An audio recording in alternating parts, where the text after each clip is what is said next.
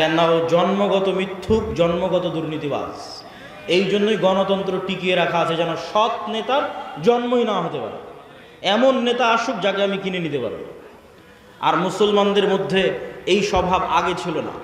এই স্বভাব হচ্ছে ইউরোপীয় উপনিবেশ থেকে তৈরি হয়েছে। আর মুসলমানদের মধ্যে নেতা তৈরি হওয়া বন্ধ হয়ে গেছে। কেন মুসলমানেরা সত্যবাদী আমানতদার থাকতেই পারছে না, নেতা কিভাবে তৈরি হবে? আর এই নেতা যেন আর কোনোদিন তৈরি না হতে পারে, এই জন্য দুইটা পদ্ধতি মুসলমানদের উপর চাপিয়ে দেওয়া আছে। একটা হচ্ছে গণতন্ত্রের কালচার, আর একটা হচ্ছে সুদী অর্থনীতি। গণতন্ত্র এমন এক কালচার যেখানে এক দল আর এক দলের বিরুদ্ধে মিথ্যা তো বলবেই। এই শিবগঞ্জ আসনে এরকম যত আসন আছে, একই আসনের ৬-৭ জন ১০ জন মনোনয়ন প্রার্থী একজন আরেকজনের বিরুদ্ধে মিথ্যা বলতেছে। তাহলে নেতৃত্বই তৈরি হবে না সত্যবাদিতা আমানতদারিতা ছাড়া। আর এখানে গণতন্ত্রের নেতৃত্ব শুরুই হচ্ছে কি দিয়ে বলেন তো? মিথ্যা এবং দুর্নীতি দিয়ে। তাহলে যেই নেতার নেতৃত্বই শুরু হচ্ছে মিথ্যা এবং দুর্নীতি দিয়ে, ওই নেতা যখন ক্ষমতায় যাবে, ওকে টাকা ছিটালে আমেরিকার, ইউরোপের আর ভারতের কিনে নেওয়া ১ সেকেন্ডের ব্যাপার। কেন ও জন্মগত মিথ্যুক, জন্মগত দুর্নীতিবাজ। এই জন্যই গণতন্ত্র টিকিয়ে রাখা আছে, যেন সৎ নেতার জন্মই না হতে পারে। এমন নেতা আসুক যাকে আমি কিনে নিতে পারবো। আর মুসলমানদের মধ্যে এই স্বভাব আগে ছিল না। এই স্বভাব হচ্ছে ইউরোপীয় উপনিবেশ থেকে তৈরি হয়েছে।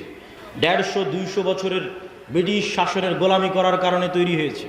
এবং যেখানে ইউরোপীয় উপনিবেশ যত কঠিন, ওখানে মুসলমানদের মিথ্যা, দুর্নীতি, ধোঁকার প্রবণতা তত বেশি।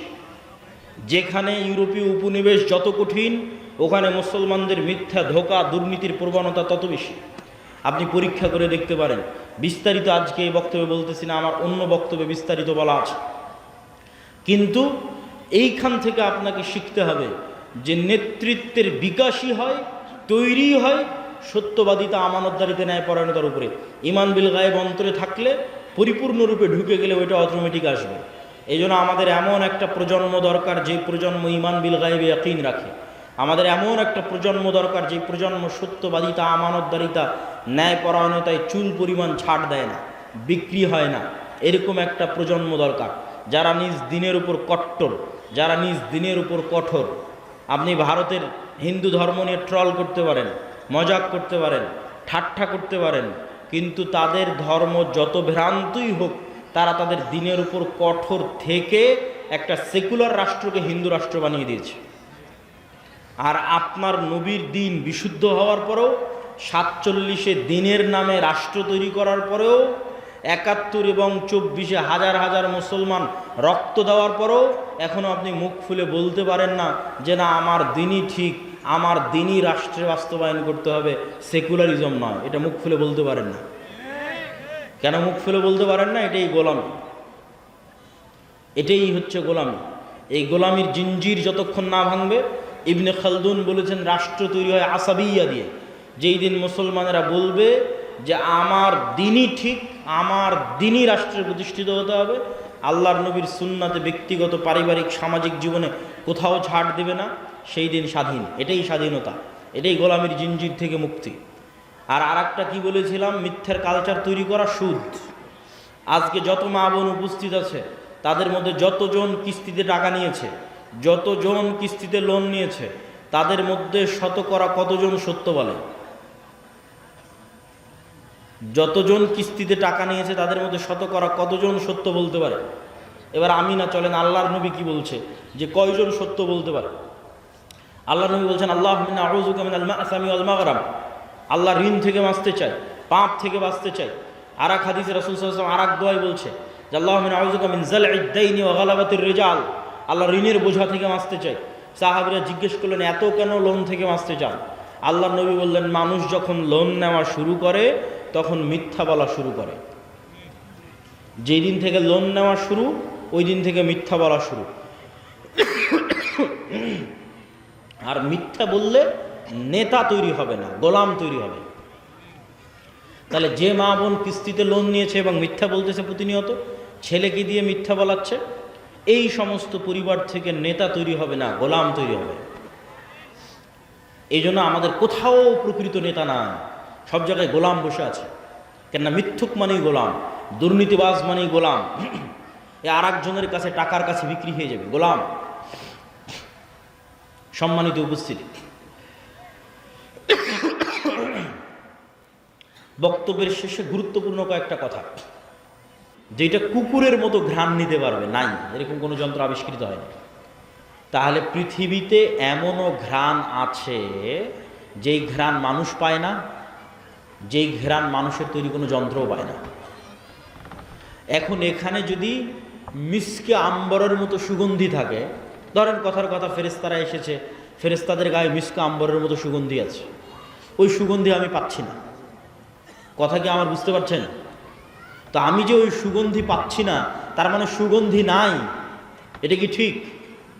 এটা ঠিক না। ঠিক তেমনি এমনও আওয়াজ আছে, কবরের আযাব কই, শুনতে তো পাই না। পাশ দিয়ে পিঁপড়া যাচ্ছে, শুনতে পান? শুনতে পাই না।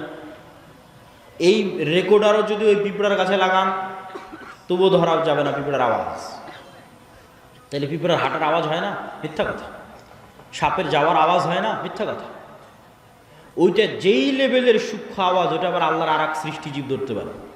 যেমন হাতির মতো অন্য আরও কিছু প্রাণী আছে, আর আওয়াজ ধারণে খুবই সূক্ষ্ম, কয়েক লক্ষ কোটি কিলোমিটার দূরের আওয়াজ, সূক্ষ্ম থেকে সূক্ষ্ম আওয়াজ ধারণ করতে পারে। তাহলে কবরের আযাব হচ্ছে, কে শুনতে পায়? আল্লাহর সৃষ্টিজীব শুনতে পায়, মানুষ শুনতে পায় না। তাহলে এটা এখনো পৃথিবীতে এরকম অসংখ্য সৃষ্টিজীব আছে যাদের একজনের কাজ আর একজনের সাথে মিলবে না। আপনি একটা ঘরের মধ্যে একটা বাবুই পাখিকে ছেড়ে দেন, ও জানালাই খুঁজে পাবে না কোথায় জানালা, একবার দেওয়ালের সাথে বাড়ি খাবে, একবার ছাদের সাথে বাড়ি খাবে, অথচ আপনি দেখতে পাচ্ছেন এটা জানালা, ও জানালা খুঁজে পায় না। ওর দৃষ্টিশক্তি ওইভাবেই আল্লাহ সীমাবদ্ধ করে রেখেছে। তো ও যেমন জানালা খুঁজে পাচ্ছে না, ঠিক তেমন আপনি ফেরেশতা খুঁজে পাচ্ছেন না। ওই পর্যন্তই আপনার জ্ঞানের সীমা, দেখার সীমা, অনুভূতির সীমা। সাপ মানুষকে দেখতে পাই যে আমি আব্দুল্লাহ 5 ফিট 5 ইঞ্চি, 5 ফিট 6 ইঞ্চি মোটা, এরকম দাড়ি, সাদা কালো, যেভাবে আপনি আমাকে দেখছেন এভাবে সাপ দেখে না। এভাবে দেখার ক্ষমতা আল্লাহ সাপকে দেয়নি। সাপ বুঝতে পারে তাপ, তাপ দিয়ে বুঝতে পারে যে মানুষ। কুকুরও ওইভাবে দেখতে পারে না। কুকুর মাত্র দুইটা জিনিস, দুইটা রং দেখতে পায়। তাহলে কুকুর কেমনে দেখবে যে আমি সাদা কালো, উঁচু লম্বা মোটা? দেখতে পায় না। কুকুর গন্ধ, গন্ধ দিয়ে চেনে যেটা আমার মনিব, গন্ধ দিয়ে চেনে যে মানুষ এটা। তাহলে এক একজনের দৃষ্টি সীমা, চিন্তা সীমা, দেখার সীমা আল্লাহ এক একভাবে ভাগ এবং বন্টন করে রেখেছে। এক একজনকে এক এক জগতে সীমাবদ্ধ করে রেখে দিয়েছে। মাছকে পানির জগতে সীমাবদ্ধ করে রেখে দিয়েছে।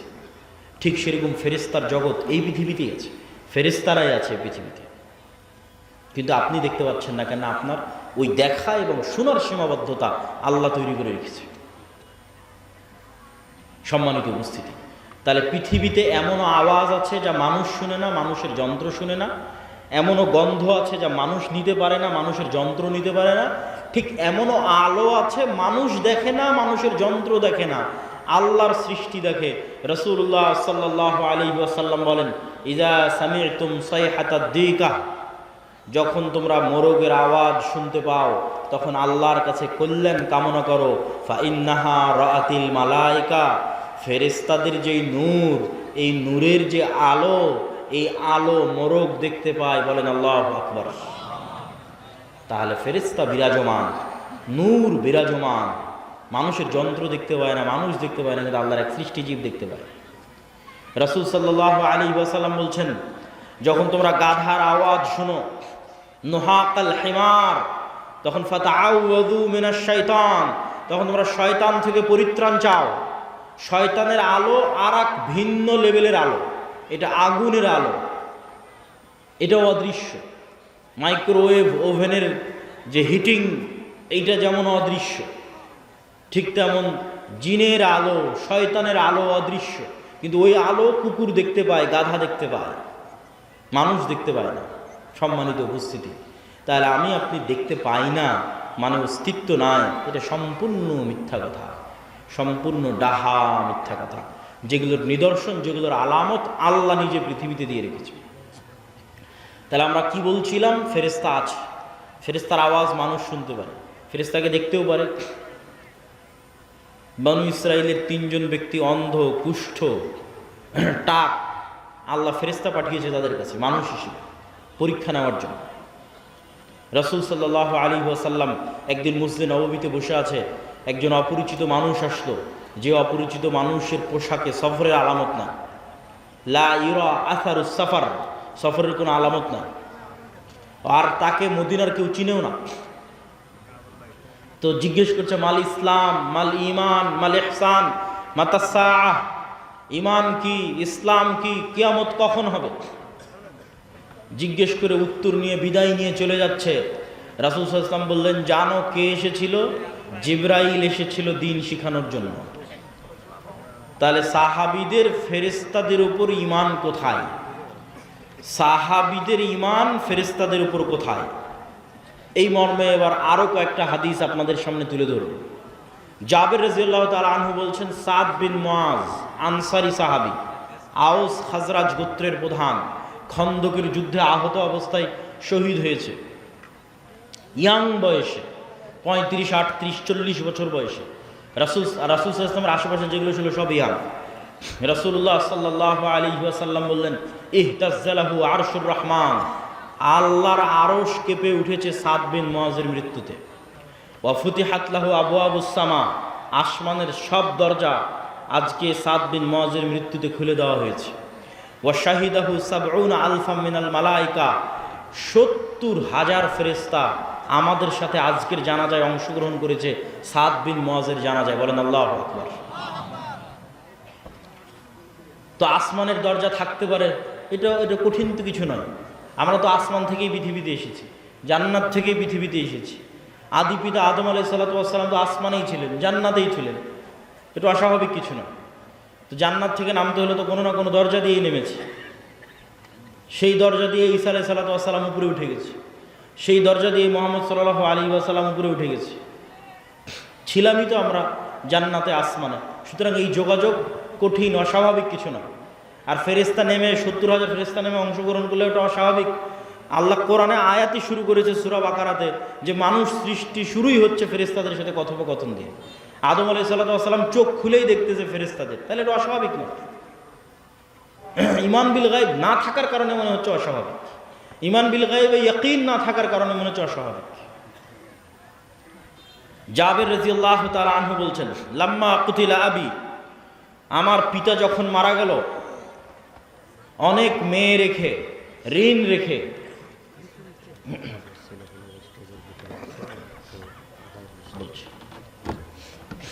ঋণ রেখে, তখন জাবের রাদিয়াল্লাহু তাআলা কাঁদতেছে। আল্লাহর নবী বলতেছে, তুমি কেন কাঁদছো? মা জালাতিল মালাইকাতু তুজিল্লু বিআজনিহাতিহা, আরে তুমি কাঁদছো কেন? তোমার বাপের লাশকে ফেরেশতারা এখনো ছায়া দিয়ে রেখেছে, এখনো ফেরেশতারা তোমার বাপের লাশকে ছায়া দিয়ে রেখেছে, তুমি কেন কাঁদছো? আয়েশা রাদিয়াল্লাহু তাআলা আনহা বলছেন, সাদ বিন মুআজের জানাজা উঠানো যায় না, এত ভারী। যুবক মানুষ, ওই যুগে তার এত বিরিয়ানি, এত পোলাও, এত বার্গার, পিৎজা ছিল না যে খেয়ে মোটা হয়ে যাবে, ওজন ভারী হবে। হালকা পাতলা, মুজাহিদ মানেই হালকা পাতলা, অথচ লাশ উঠানো যায় না, এত ভারী। তো মানুষজন কথোপকথন শুরু করলো, কেন উঠানো যায় না? আল্লাহর নবী বললেন, সাদ বিন মুআজের জানাজার সাথে, সাদ বিন মুআজের এই লাশের সাথে এত বেশি পরিমাণে ফেরেশতা লেগে আছে যে এই লাশ ভারী হয়ে গেছে, উঠানো যাচ্ছে না, এত বেশি পরিমাণে ফেরেশতা লেগে আছে। খন্দকের যুদ্ধের ঘটনা, রাসূল সাল্লাল্লাহু আলাইহি ওয়াসাল্লাম খন্দকের যুদ্ধ থেকে ফিরে অস্ত্র রেখে দিয়েছেন, গোসল করতে চলে গেছেন। জিবরাইল উপস্থিত হয়ে রাসূল সাল্লাল্লাহু আলাইহি ওয়াসাল্লামকে বলতেছে, আপনি অস্ত্র রেখেছেন? মা ওয়াজাআনা সিলাহ, ফেরেশতারা এখনো অস্ত্র রাখেনি। ফেরেশতারা কেন অস্ত্র রাখেনি? বানু কুরাইজা, বানু কায়নুকা, বানু নজির, 3টে ইহুদি গোত্র গাদ্দারি করেছে, এদের শাস্তি দিতে হবে। আল্লাহর নবী সাহাবীদের বললেন, ফেরেশতারা অস্ত্র রাখেনি। জিবরাইল এসে বলতেছে, চলো, যুদ্ধ এখনো শেষ হয়নি, যুদ্ধ করতে হবে। সব সাহাবী মিলে অস্ত্র উঠিয়ে আবার যুদ্ধের জন্য এগিয়ে গেলেন। এই পর্যন্ত আয়েশা রাদিয়াল্লাহু তাআলা আনহার বর্ণনা। এবার আনাস রাদিয়াল্লাহু তাআলা বলছেন, কাআন্নী আনজুরু ইলাল গুবারি সাতিআন ফি যুকাকি বানি গানাম বলছেন সাহাবীরা সহ আল্লাহর নবী সহ যখন আমরা বের হচ্ছি ইহুদি গোত্রগুলোর দিকে এগিয়ে যাওয়ার জন্য, তখন আমাদের সামনে দেখছি ধুলায় অন্ধকার। ঠিক যেমন 500-1000 মোটরসাইকেলের শোডাউন দিলে গ্রামের রাস্তায় ধুলা উঠতে থাকে, পিছনের গাড়িতে করে যদি আপনি থাকেন দেখবেন যে ধুলায় অন্ধকার হয়ে গেছে রাস্তা। তাহলে আমরা যাচ্ছি তো সামনে ধুলায় অন্ধকার। কিসের ধুলা? আনাস রাদিয়াল্লাহু তাআলা আনহু বলছেন আমাদের আগে আগে জিবরাইলের ঘোড়সওয়ার বাহিনী যাচ্ছে। আল্লাহু আকবার। জিবরাইলের ঘোড়সওয়ার বাহিনীর পায়ের আঘাতে ধুলা তৈরি হয়েছে।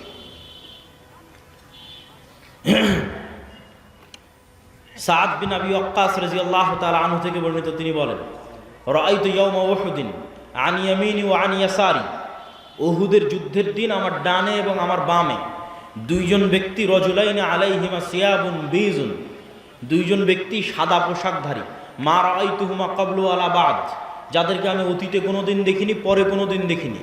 এই দুইজন সাদা পোশাকধারী ব্যক্তি আশাদ্দাল কিতাল, বীর বিক্রমে যুদ্ধ করতেছে, সীমাহীন ভয়ঙ্কর যুদ্ধ করতেছে। রাসূল সাল্লাল্লাহু আলাইহি ওয়াসাল্লামকে এসে যখন শোনালাম, আল্লাহর নবী বললেন এরা দুইজন হচ্ছে জিবরাইল আর মিকাইল। আল্লাহু আকবার। জিবরাইল মিকাইল যুদ্ধে অংশগ্রহণ করেছে রাসূল সাল্লাল্লাহু আলাইহি ওয়াসাল্লামের পক্ষে। বর্ণনা দিচ্ছেন সাদ বিন আবি ওয়াক্কাস। একজন সাহাবী এক যুদ্ধে এক মুশরিকের পিছনে ধাওয়া করতেছে, তো আকাশ থেকে আওয়াজ আসতেছে আকদিম ইয়া হাইজুম, হে হাইজুম তুমি এগিয়ে চলো। আওয়াজ আসা মাত্রই এই সাহাবী ওই মুশরিকের উপর আক্রমণ করার আগেই মুশরিক উল্টে পড়ে আছে এবং ক্ষত স্থান থেকে রক্ত বের হচ্ছে, আহত স্থান থেকে রক্ত বের হচ্ছে। সাহাবী রাসূল সাল্লাল্লাহু আলাইহি ওয়াসাল্লামকে এসে ঘটনা শোনালে আল্লাহর নবী বললেন যালিকা মিন মাদাদিস সামাইস সালিসা, এটা ছিল তৃতীয় আসমান থেকে আসা ফেরেশতার আক্রমণ। উহুদের যুদ্ধের দিন হানজালা রাদিয়াল্লাহু তাআলা আনহু শহীদ হয়েছে।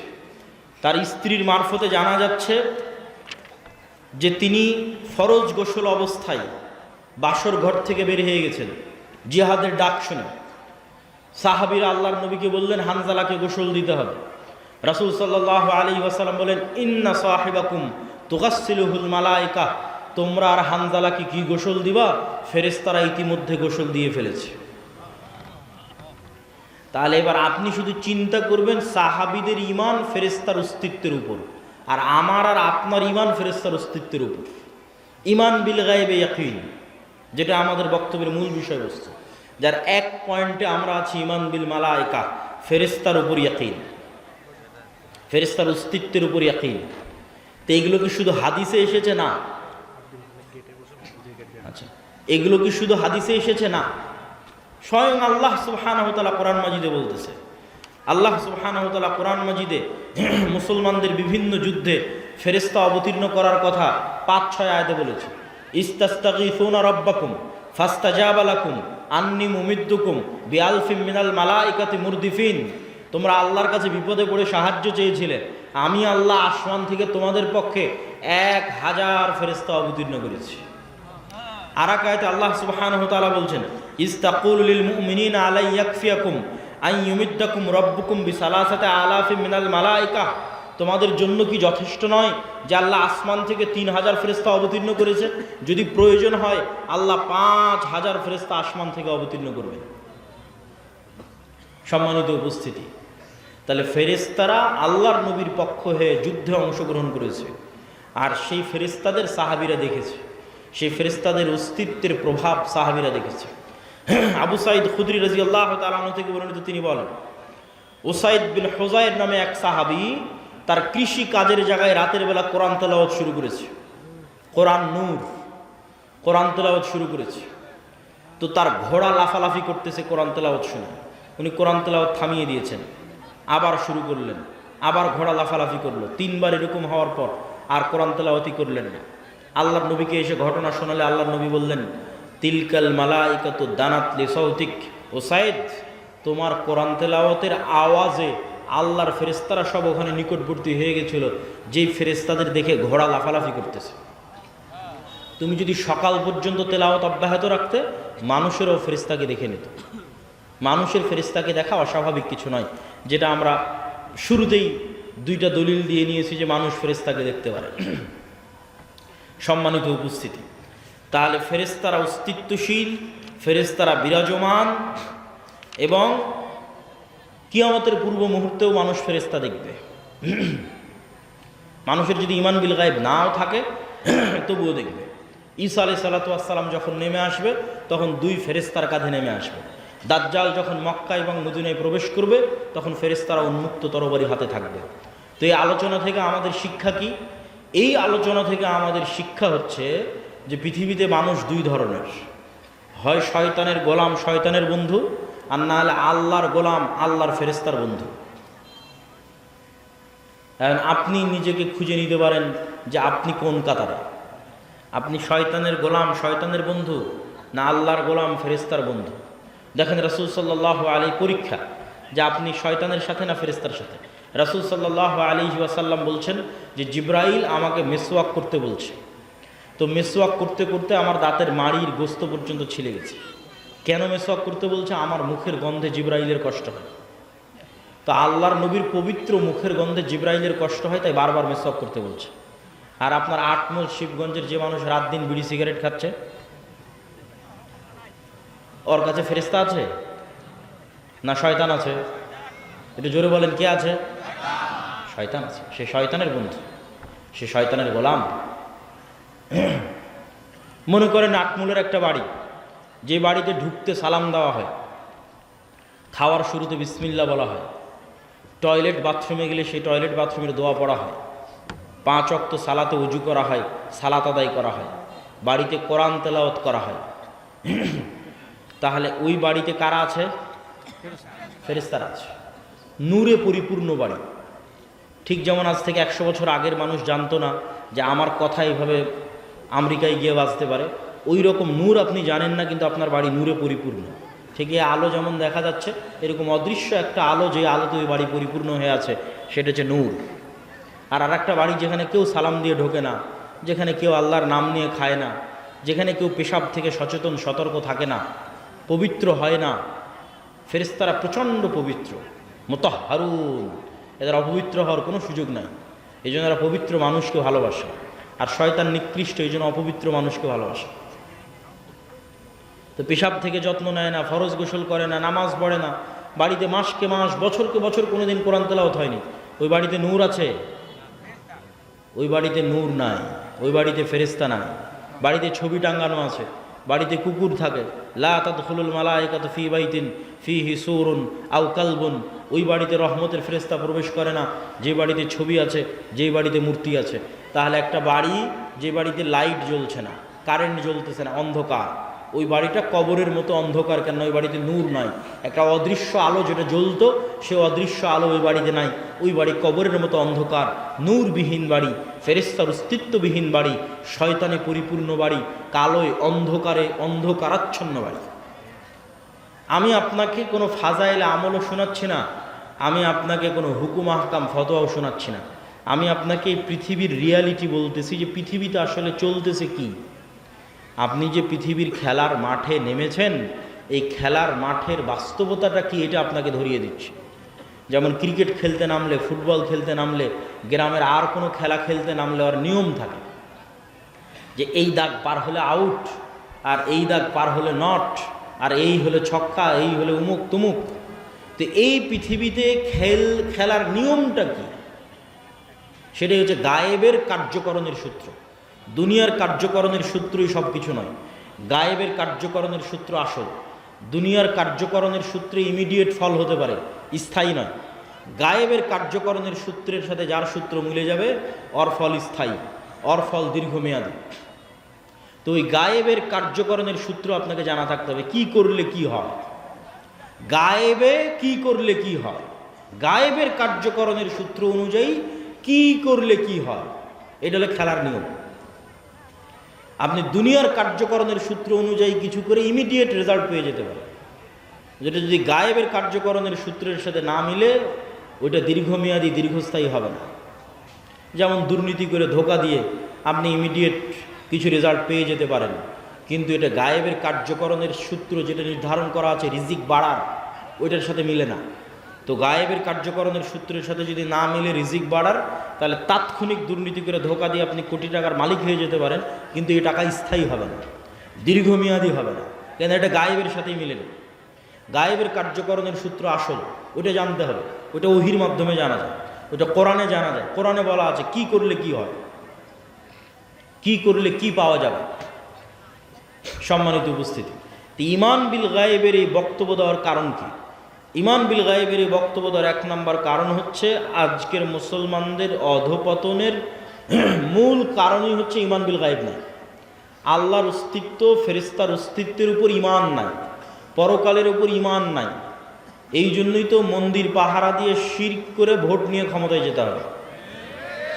কেননা আল্লাহর অস্তিত্ব, আল্লাহর ক্ষমতা, গায়েবের মদদ, গায়েবী মদদের উপর ঈমান নাই। আর গায়েবী মদদ ছাড়া মুসলমানদের বিজয় অতীতে কোনোদিন হয়নি, ভবিষ্যতে কোনোদিন হবে না। অতীতে যদি একবারও হতো তাও না হয় বলতাম যে হ্যাঁ একবার হয়েছে। অতীতে প্রত্যেক বিজয় গায়েবী মদদে, প্রত্যেক বিজয়, প্রত্যেক নবী রাসূল, প্রত্যেক বিজয়ী নেতা যখন বিজয় অর্জন করেছে তখন সে দুর্বল, দুনিয়ার দৃষ্টিতে দুর্বল, কিন্তু বিজয় অর্জন হয়েছে। সুলতান সালাহুদ্দিন আইয়ুবী যখন হিত্তিনে বিজয় অর্জন করে তখন সালাহুদ্দিন আইয়ুবী ইউরোপীয় ক্রুসেডারদের তুলনায় দুর্বল।